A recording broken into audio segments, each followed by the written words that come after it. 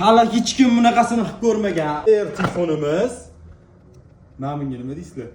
iPhone 17 Pro telefonni hali hech kim bu narsani sinab ko'rib, hech kim hali tekshirib ko'rmagan. Nimaga degan savolga hamma buni faqat oddiy muzdek suvga tiqib ko'rishgan. Lekin hech kim buni qaynab turgan suvga kirgizib nimadirlar bo'lmagan qisqasi. 1 2 3 bitta like sizdan.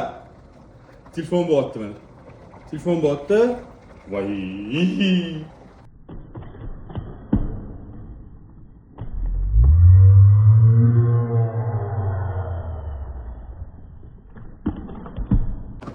Baba bu yoqqa. Voy, mana 17. Endi men bekorga rezinka bo'lmadi. Lekin telefonimiz hali hayot. Qisqasi iPhone'ga yetadigani yo'q. Mana suvni ko'ryapsizlarmi, qaynashini? Mana. Bu suv yonib turibdi, mana qizib ketadi mana bunaqa.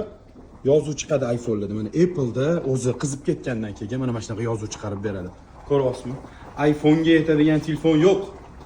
iPhone'ga yetadigan telefon yo'q. Sirrazi mana shu yozuv chiqdi. Qaynab turaveradi choyimiz.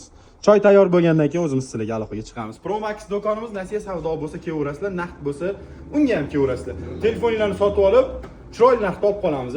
Mana qaynayotgan suvga va XL termas. Air. Mana buni qaranglar, mana Air choyimiz 5-10 minutda tayyor bo'ladi.